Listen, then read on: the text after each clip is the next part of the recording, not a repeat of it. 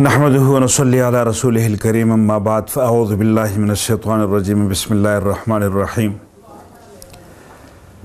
क़ाल अल्लाहु तबारक व तआला फ़िल क़ुरआनिल मजीद व फ़ुरक़ानिहिल हमीद क़द अफ़लहल मुअमिनून अल्लज़ीना हुम फ़ी स्वलातिहिम ख़ाशिऊन सदक़ल्लाहुल अज़ीम। मोहतरम नाज़रीन, जैसा कि इससे पहले के प्रोग्रामों में आपको ये बात बताई जा चुकी है कि फ़लाह याफ़्ता मोमिनों के लिए कुछ खसलतें अल्लाह पाक ने ज़िक्र फरमाई हैं। उसमें जो पहली सिफ़त है उसी की बात हो रही थी, अल्लज़ीना हुम फ़ी स्वलातिहिम ख़ाशिऊन, यानी कि वो लोग अपनी नमाज के अंदर खुशू रखते हैं या वो खुशू की हालत में अपनी नमाज को अदा करते हैं। खुशू और खुज़ू का माना आपको बताया जा चुका है, अलबत्ता इख्तिसार के साथ ये कि खुज़ू वो हाल है कि जिसमें आप अपने आज़ा को अल्लाह पाक के सामने झुकाते हैं, और खुशू वो कैफ़ियत है जिसमें आप अपने दिल को अल्लाह पाक के सामने झुकाते हैं। मेरे भाइयों, नमाज की बेहतियाती हमारे लिए नुकसानदेह साबित हो सकती है। हुज़ूर अलैहिस्सलातु तस्लीम ने फरमाया कि बाज़ ऐसे लोग हैं जो नमाज़ पढ़ते हैं लेकिन उनकी नमाज जब आसमानों की तरफ जाती है तो वापस ला के गंदे कपड़े में फ़रिश्ता उनके मुंह पे उन नमाज़ों को दे मारता है। तो तकलीफ़ का सबब है अगर इन्हीं नमाज़ों को हम सुन्नत के मुताबिक पढ़ने की आदत बना लें और इसका मामूल बना लें तो यकीनन हमारी नमाज़ें, हमारा जो वक्त है वो भी कारामद हो जाएगा और हमें इस इबादत के सिले में अल्लाह पाक की तरफ से अजर भी मिल जाएगा। आपको मैं अर्ज़ कर रहा था कि इसका मसनून तरीक़ा क्या है, तो मैं पहुंचा था कि क़याम में हमने किस तरह से खड़े होना है और क़याम के बाद जब हम रुकू में जाएं तो हमने कैसे रुकू करना है। तो ये दो अरकान हैं।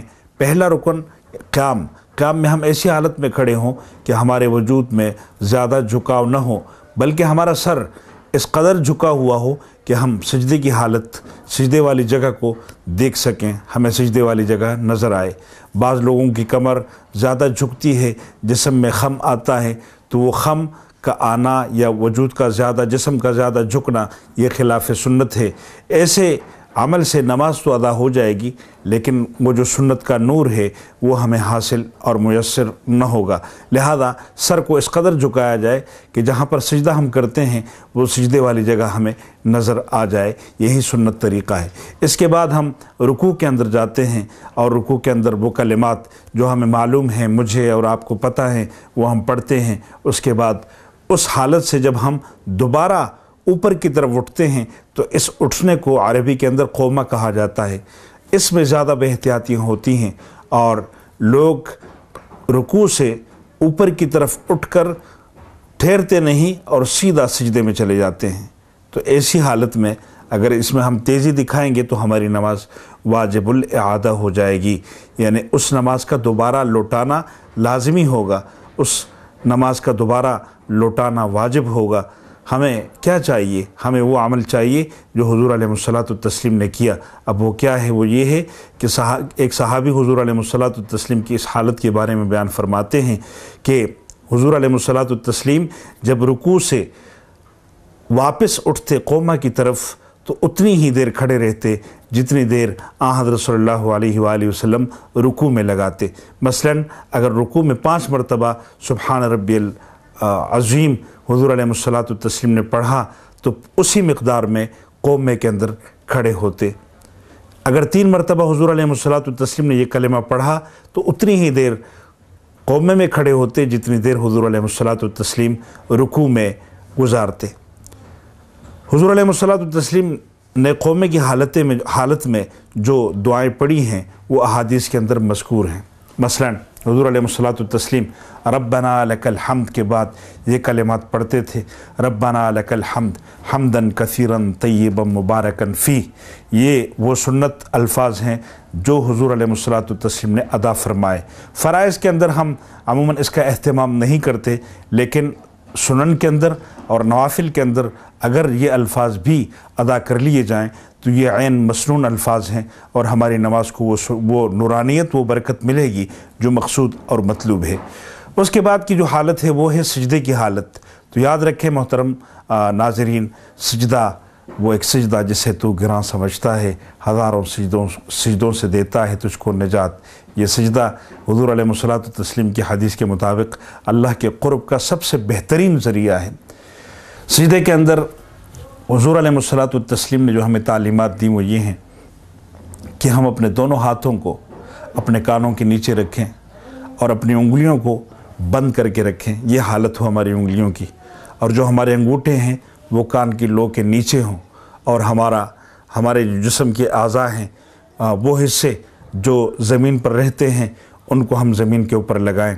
हमारे बैठने का जो अंदाज़ है वो ये हो कि सबसे पहला हिस्सा जो ज़मीन के करीब हो वो सजदे की तरफ जा रहा हो। मसलन हमारे घुटने ज़मीन के ज़्यादा करीब हैं, सबसे पहले ये ज़मीन पर लगें, फिर हमारी हथेलियाँ हैं, फिर हमारी नाक है, और फिर हमारा माथा है। इसी हिसाब से हम सजदे की तरफ जाएं और वापसी पे उठते हुए इसके ख़िलाफ़ करें। जब हम सजदे में जाएं तो हम मुकम्मल यकसुई, इन्हिमाक और तवज्जो के साथ उन कलिमात को पढ़ें जो हमें याद हैं। सुबहान रब्बियल आला, सुबहान रब्बियल आला, सुबहान रब्बियल आला।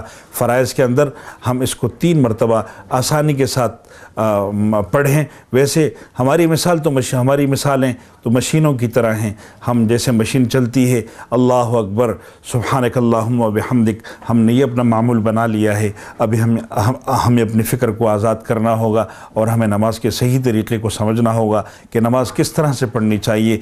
तो मैं आपसे गुजारिश करूँगा कि इन बातों को तवज्जो के साथ देखने की ज़रूरत है। उलमाए किराम के पास जाकर इन मसाइल को समझने की ज़रूरत है, ताकि वो आपको दीन से आशना कर दें, और जो चीज़ आप नहीं जानते, नहीं समझते, वो आप समझ जाएं। नमाज एक ऐसा अमल है कि जो एक दिन में 5 मरतबा अदा किया जाता है। अब सजदे की जो कैफियत मैंने आपको बताई, उसी को समझने के लिए खुसूसन औरतों के यहाँ ये होता है कि वो अपने जो उनके जूड़े होते हैं वो उनको बांध के रखते हैं अपने बालों को। तो हुज़ूर अलैहिस्सलातु तस्लीम ने फरमाया कि जो औरत अपने बालों को खुला छोड़ेगी नमाज के अंदर, खुले से मुराद ये है कि उसका दुपट्टा उसके सर के ऊपर हो, लेकिन बालों को वो बांधे बग़ैर खुला छोड़े, ताकि जब वो सजदे में जाए तो उसके जिस्म के बाल जो हैं वो नीचे ज़मीन को छू लें, और उन बालों के सरों का भी सजदा हो जाए। तो ये कितना मुबारक अमल है जो हमें हुज़ूर अलैहिस्सलातु तस्लीम ने के ज़रिए से मिला, अल्लाह के क़ुर्ब का ज़रिया और सबब बना। यही मोमिनों की मेराज है। अल्लाह हमें ये मेराज बार बार अता करने की तौफ़ीक़ नसीब फ़रमाए। जैसा कि अल्लाह पाक ने हुज़ूर अलैहिस्सलातु तस्लीम को अपनी मेराज करवाई।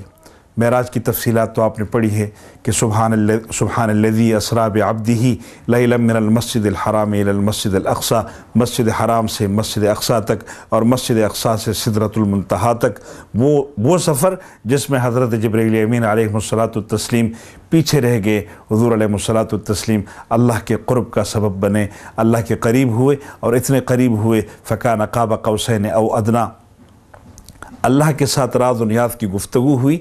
तो अगर हुज़ूर अलैहिस्सलातु तस्लीम ने पूछा कि या अल्लाह, मेरी उम्मत अगर उनको ये ख्वाहिश हो तो वो क्या करें, अल्लाह पाक ने फरमाया अस्सलातु मिअराजुल मुमिनीन। ये हुज़ूर अलैहिस्सलातु तस्लीम की हदीस है कि जो मेरा मोमिन नमाज़ पढ़ेगा वो मेरी मेराज करेगा। अब मोमिन के लिए सबसे ज़्यादा जो क़ुर्ब का ज़रिया है वो सजदा है।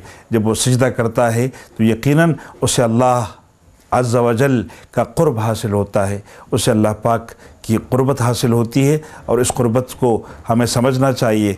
इस सजदे की हालत में जितना लंबा सजदा हम करेंगे उतना ही अल्लाह पाक का क़ुर्ब हासिल होगा, उतनी ही अल्लाह पाक की रज़ा हासिल होगी। क्योंकि दीगर आज़ा मुख्तलिफ़ हालतों में दुनिया के मुख्तलिफ़ लोगों के सामने झुक सकते हैं, लेकिन सजदे की हालत फ़कत अल्लाह पाक के लिए है कि बंदा इसमें अल्लाह के क़ुर्ब का अल्लाह का क़ुर्ब हासिल कर सकता है, अल्लाह के करीब हो सकता है। तो ये जैसा कि इक़बाल ने कहा था कि वो एक सजदा जिसे तू गिरां समझता है, हज़ारों सजदों से देता है तुझको निजात।